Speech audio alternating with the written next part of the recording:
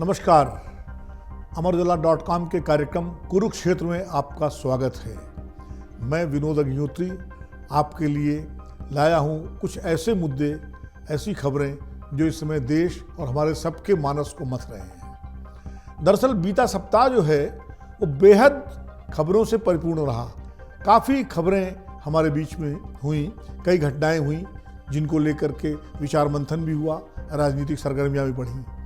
सबसे पहले अगर बात करें तो मुंबई में इंडिया गठबंधन की दूसरी बैठक हुई, माफ़ कीजिएगा, इंडिया गठबंधन की तीसरी बैठक हुई, जिसमें कुछ समितियां बनी। बहुत उम्मीद थी कि शायद किसी संयोजक का इसमें नाम पर फैसला हो जाए। ज़्यादातर संभावनाएं व्यक्त की जा रही थी कि नीतीश कुमार संयोजक हो सकते हैं, लेकिन संयोजक का फैसला तो नहीं हुआ। हाँ, ये जरूर है कि कई तरह की समितियां बना करके इसको एक औपचारिक रूप देने की कोशिश की गई, एक ढांचा तैयार किया गया। अब उसके बाद इंडिया गठबंधन की बैठक हो ही रही थी कि इसी बीच खबर आई कि सरकार ने संसद का विशेष सत्र आहूत किया है 18 सितंबर से 22 सितंबर तक। अपने आप में ये एक चौंकाने वाली खबर थी, क्योंकि आमतौर पर विशेष सत्र जब भी सरकार बुलाती है संसद का तो कोई खास मुद्दा होता है, खास एजेंडा होता है। लेकिन इस खबर के साथ ये स्पष्ट नहीं था कि किस मुद्दे पर सरकार ने संसद का विशेष सत्र आहूत किया है। संसदीय कार्य मंत्री प्रहलाद जोशी ने एक ट्वीट के जरिए जानकारी दी थी। संसद के विशेष सत्र को लेकर के सरगर्मियां शुरू हो गई, राजनीतिक चर्चाओं का दौर बढ़ गया। इंडिया गठबंधन के नेताओं ने कहा कि सरकार ने ध्यान भटकाने के लिए, हेडलाइन मैनेजमेंट के लिए ये सत्र आहूत किया है।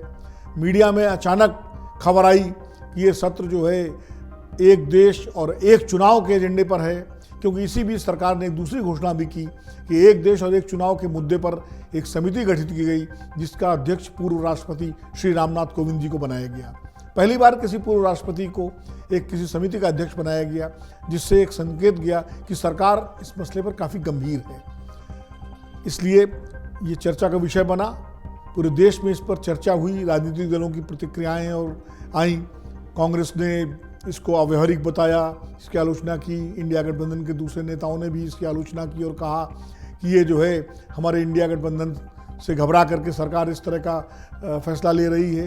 लेकिन सरकार की तरफ से कुछ भी स्पष्ट नहीं किया गया कि क्या हुआ, एजेंडा क्या है, मुद्दा क्या है।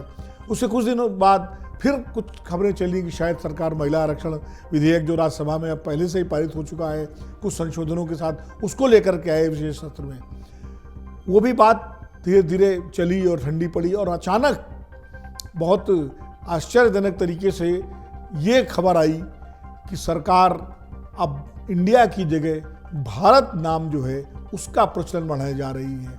खबरें तो यहाँ चली कि संविधान संशोधन करके संविधान में जो इंडिया दैट इज़ भारत का जो क्लॉज है उसको बदल करके सिर्फ भारत नाम ही रखा जाएगा। इस तरह की चर्चाओं को बल तब मिला जब जो राष्ट्रपति द्रौपदी मुर्मू जी ने जिस तरह से जो G20 सम्मेलन के लिए जो निमंत्रण पर कार्ड छपवाया रात्रि भोज के लिए, उसमें आमतौर पर प्रेसिडेंट ऑफ इंडिया लिखा होता था, उसमें लिखा था प्रेसिडेंट ऑफ भारत। इससे इन चर्चाओं को बल मिला।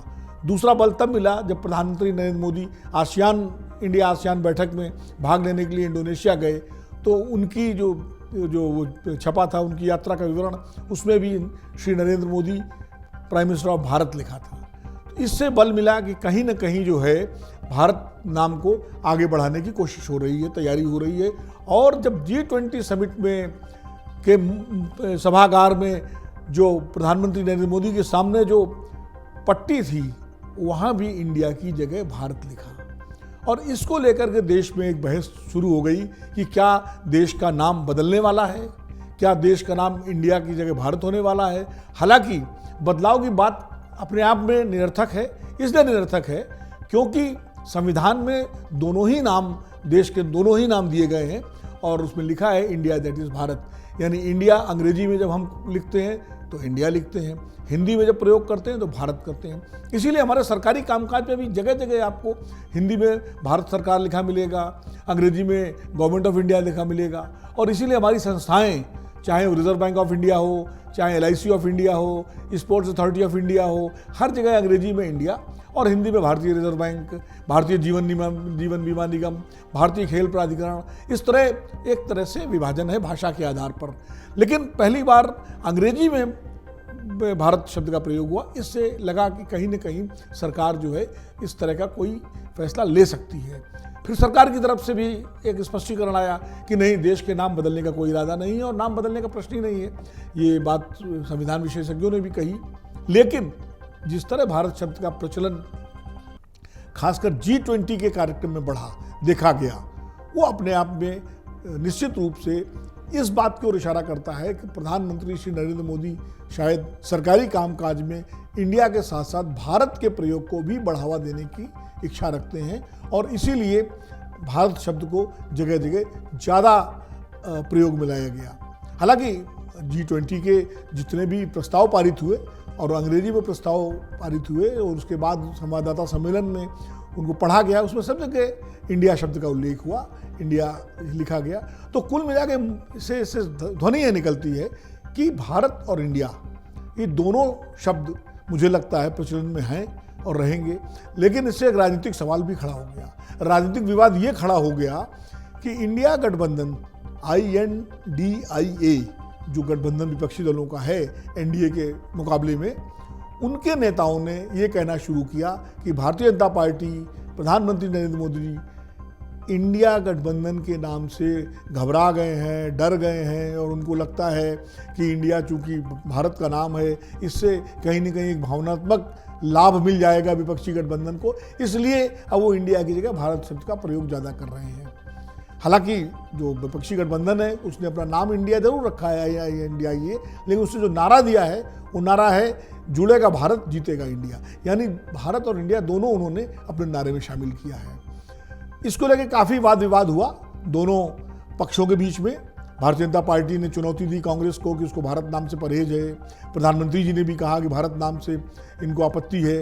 इंडिया को गुलामी की निशानी बताया गया भाजपा की तरफ से और कहा गया कि गुलामी की निशानी मिटाने का संकल्प ये सरकार ले चुकी है।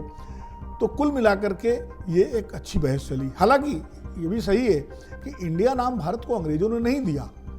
इंडिया शब्द जो है ये सिंधु नदी को इंडस के रूप में यूनानी जो विद्वान थे वो लिखते थे और हेरोडोटस जो सिकंदर के साथ भारत आया था, जो इतिहासकार था यूनानी ग्रीक इतिहासकार, उसने इंडिया शब्द का प्रयोग किया और सिकंदर और मेगास्थनीज सिकंदर के जो भाष्या और सलाहकार थे उन्होंने भी इंडिया शब्द का प्रयोग किया और यहीं से यूरोप में और पश्चिमी जगत में भारत के लिए इंडिया शब्द का प्रयोग शुरू हुआ। इसीलिए जब Vasco D gamma Bharat Europe से भारत का समुद्री रास्ता खोजने निकला तो इंडिया का रास्ता खोजने निकला।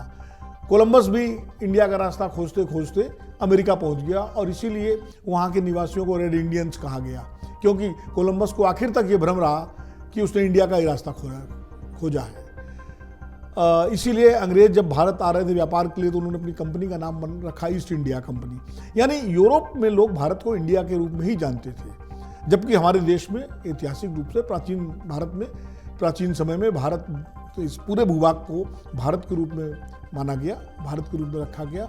और ये भी एक भ्रांति है कि भारत का नाम कि राजा भरत या भरत मुनि के नाम पर है। सच्चाई ये है कि ऋग्वेद में और वैदिक साहित्य में भारत शब्द का उल्लेख है, जिसका अर्थ है वो भूभाग जहाँ सबका भरण पोषण होता हो, और इसीलिए इसको भारत कहा जाता है। तो मुझे लगता है संविधान सभा की जो बहस थी उसको हम सबको देखना चाहिए, पढ़ना चाहिए।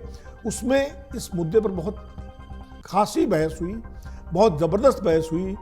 पंडित कमलापति त्रिपाठी ने बड़ा शानदार भाषण दिया। उनकी इच्छा थी कि भारत नाम ही रखा जाए। काफ़ी लोग पक्ष में थे कि देश का नाम भारत ही होना चाहिए क्योंकि प्राचीन नाम भारत है, लेकिन दूसरी तरफ कुछ लोग इस पक्ष राय के थे कि चूँकि दुनिया में इंडिया के नाम से जाना जाता है भारत को, तो इंडिया नाम रहना चाहिए। फिर एक बीच का रास्ता निकाला गया कि इंडिया और भारत दोनों हो, तो इंडिया दैट इज़ भारत हो या भारत दैट इज़ इंडिया हो। आखिरकार डॉक्टर राजेंद्र प्रसाद जो संविधान सभा के अध्यक्ष थे उन्होंने इस पर मत विभाजन कराया और मत विभाजन में सिर्फ भारत नाम रखने का प्रस्ताव भी खारिज हुआ, सिर्फ इंडिया नाम रखने का प्रस्ताव भी खारिज हुआ, भारत दैट इज़ इंडिया का प्रस्ताव भी खारिज हुआ और स्वीकृत हुआ इंडिया दैट इज भारत, और वो संविधान में उसको रखा गया। तो इसलिए मुझे लगता है इस नाम को लेकर के कोई विवाद नहीं होना चाहिए। एक सबसे दो घटनाएं बहुत दिलचस्प हुई। एक तो G20 का शानदार आयोजन, जो भारत के लिए एक बहुत बड़ी उपलब्धि रही। 2 दिन तक इस आयोजन में जिस तरह विभिन्न देशों के राष्ट्राध्यक्ष आए, अमेरिका के राष्ट्रपति जो बाइडेन आए, जर्मन के चांसलर, फ्रांस के राष्ट्रपति, ब्रिटेन के प्रधानमंत्री ऋषि सुनक वो आए, सबसे ज़्यादा सुर्खियाँ उन्होंने ही बटोरी। G20 की सबसे बड़ी सफलता ये रही कि जो विवादित मुद्दे थे, जिनकी वजह से बाली में जो पिछले साल G20 का सम्मेलन हुआ था, उसमें एक सर्वस्वीकृत प्रस्ताव पारित नहीं हो पाया था। भारत में नई दिल्ली में जो शिखर नेताओं का घोषणा पत्र जारी हुआ, उसमें बिना किसी विवाद के सर्वसम्मति से संपूर्ण प्रस्ताव पारित हुआ, और एक रूस और यूक्रेन के मुद्दे पर एक समाधान निकाला गया कि यूक्रेन का जिक्र करते हुए रूस का जिक्र नहीं किया गया। कुल मिलाकर के भारत ने बहुत संतुलित तरीके से G20 को आयोजित किया, और जिस भव्य तरीके से इसका आयोजन हुआ वो निश्चित रूप से अपने आप एक मिसाल रहेगा, और दुनिया के देशों ने भारत के वैभव को, भारत की सांस्कृतिक झलक को, भारत के आयोजन को देखा और सराहा। लेकिन इसी बीच एक ऐसी खबर भी आई जिसने कहीं ना कहीं सत्ताधारी भारतीय जनता पार्टी का जायका भी बिगाड़ा। वो खबर थी जो 7 विधानसभा सीटों के उपचुनाव हुए उनकी, और खासकर उत्तर प्रदेश के घोसी उपचुनाव की। 7 विधानसभा उपचुनावों में 4 के परिणाम इंडिया गठबंधन के पक्ष में गए और 3 के परिणाम बीजेपी यानी एनडीए के पक्ष में गए। बीजेपी ने अपनी एक सीट पश्चिम बंगाल में गंवाई, तृणमूल कांग्रेस ने वो सीट जीत ली। बागेश्वर उत्तराखंड की सीट उपचुनाव में भारतीय जनता पार्टी ने बचा तो ली, लेकिन उसकी जीत हार का अंतर काफ़ी कम रहा। जो सीट पिछले चुनाव में उसने लगभग 12,000 वोटों से जीती थी, वो इस बार मात्र 2400 कुछ वोटों से ही जीत सकी। वहीं केरल में कांग्रेस अपनी सीट बचाने में कामयाब रही, हालांकि वहाँ लड़ाई इंडिया बनाम इंडिया ही थी। त्रिपुरा में जरूर भारतीय जनता पार्टी के लिए अच्छी खबर मिली कि वहाँ एक सीट उसने अपनी बचाई और दूसरी सीट उसने मार्क्सवादी कम्युनिस्ट पार्टी से छीनी। लेकिन उत्तर प्रदेश की जो घोसी सीट थी, घोसी विधानसभा सीट के उपचुनाव में दारा सिंह चौहान, जो समाजवादी पार्टी से चुनाव लड़े थे 2022 के विधानसभा चुनाव में, वो जीते थे, और चुनाव से ठीक पहले वो भारतीय जनता पार्टी छोड़ करके सपा में शामिल हुए थे। वो इस बार फिर भारतीय जनता पार्टी में शामिल हुए, उन्होंने इस्तीफा दिया और उनके इस्तीफे से सीट खाली हुई थी, और इसलिए चुनाव हुआ। भाजपा ने दारा सिंह चौहान को ही प्रत्याशी बनाया। भारतीय जनता पार्टी की उत्तर प्रदेश की सरकार, उत्तर प्रदेश के मुख्यमंत्री योगी आदित्यनाथ जी, दोनों उप मुख्यमंत्री और तमाम मंत्रीगण, उन्होंने पूरी ताकत लगाई कि ये सीट भाजपा समाजवादी पार्टी से छीन ले, और दारा सिंह चौहान का राजनीतिक भविष्य दांव पर लगा हुआ था। ओम प्रकाश राजभर जो 2022 में राजभरों के नेता हैं, जो 2022 के चुनाव में समाजवादी पार्टी के साथ थे, वो भी एनडीए में आ चुके हैं। उन्होंने इसको अपनी प्रतिष्ठा का विषय बनाया, पूरा समय उन्होंने लगाया। इसके बावजूद समाजवादी पार्टी के उम्मीदवार सुधाकर सिंह ने ये सीट लगभग 43,000 वोटों से जीती, जो कि अपने आप में एक रिकॉर्ड जीत थी।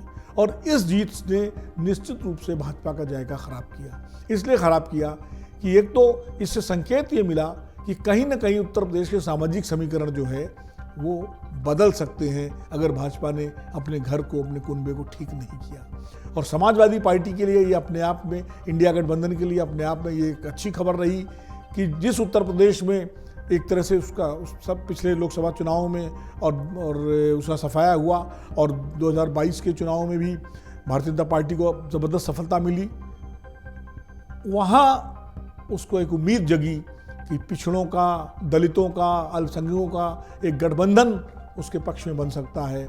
ये एक अपने आप में इंडिया गठबंधन इसको लेकर के एक राहत की सांस ले सकता है। हालांकि ऐसा नहीं है कि एक उपचुनाव की सीट से आगे पूरे राज्य का फैसला कर लिया जाए या मान लिया जाए कि इंडिया गठबंधन उत्तर प्रदेश में फतह ही हासिल कर लेगा। लेकिन इस चुनाव के नतीजों ने जहां भाजपा को चौकन्ना किया है, वहीं इंडिया गठबंधन का उत्साह बढ़ाया है। इसलिए इसका महत्व है। मुझे लगता है कि आने वाले दिन बेहद दिलचस्प होंगे। इसलिए दिलचस्प होंगे कि आने वाले दिनों में दिसंबर में 5 राज्यों के विधानसभा चुनाव होने हैं, उसकी तैयारियां शुरू हो गई हैं। प्रधानमंत्री नरेंद्र मोदी अभी कुछ लगातार 4-5 दिनों के लिए मध्य प्रदेश के दौरे पर जा रहे हैं। कांग्रेस की नेता प्रियंका गांधी, राहुल गांधी, मल्लिकार्जुन खड़गे, वो अब लगातार तूफानी प्रचार में जुटेंगे। और सबसे बड़ी बात यह है कि G20 का जो असर है, G20 की कामयाबी का जो लाभ सरकार को मिला है, जो प्रधानमंत्री नरेंद्र मोदी की छवि पूरी दुनिया में, विश्व में एक बड़े नेता के रूप में भर के सामने आई है, उसका लाभ भारतीय जनता पार्टी कितना उठा पाएगी, इसकी भी परीक्षा होगी आने वाले चुनावों में। और चंद्रयान 3 जो जिस सफलता के साथ चंद्रमा के दक्षिणी ध्रुव पे उतरा, उसकी सफलता का जो श्रेय भारतीय जनता पार्टी की सरकार को मिला है, क्या वो भी कुछ राजनीतिक रूप से एनडीए को और भाजपा को फायदा करेगी, या राहुल गांधी की भारत जोड़ो यात्रा के बाद जिस तरह का वातावरण बना देश में और राहुल गांधी की छवि में सुधार हुआ, वो भी लगातार विदेशों के दौरे पर रहे, यूरोप के दौरे पर भी गए, वहाँ उन्होंने फिर एक बार भारत में लोकतंत्र को लेकर के चिंता व्यक्त की, क्या उनकी बातों का कुछ असर लोगों पर पड़ेगा? क्या महंगाई, बेरोजगारी, अग्निवीर, ओपीएस, ये तमाम मुद्दे जो है चंद्रयान G20 की सफलता पर भारी पड़ेंगे, या प्रधानमंत्री नरेंद्र मोदी की लोकप्रियता और भारत की विश्वगुरु की छवि, बदलता भारत, ये सारे नारे जो है वो कोई कमाल दिखाएंगे? इन सब का उत्तर हमें आने वाले 5 राज्यों के विधानसभा चुनावों में मिलेगा। चर्चा और भी रहेगी आगे। अगले अंक में हम फिर नई खबरों के साथ आपसे मिलेंगे। मुझे तब तक के लिए आज्ञा दीजिए। नमस्कार। अमर उजाला अब आपके टीवी पर भी। अपने स्मार्ट टीवी पर YouTube पर सर्च करें अमर उजाला, चैनल सब्सक्राइब करें और देखें ताजा खबरें, वो भी HD क्वालिटी में। और हाँ, बेल आइकन दबाना ना भूलें ताकि हर खबर हो आपके घर। अमर उजाला, निष्पक्ष, निर्भीक, निरंतर।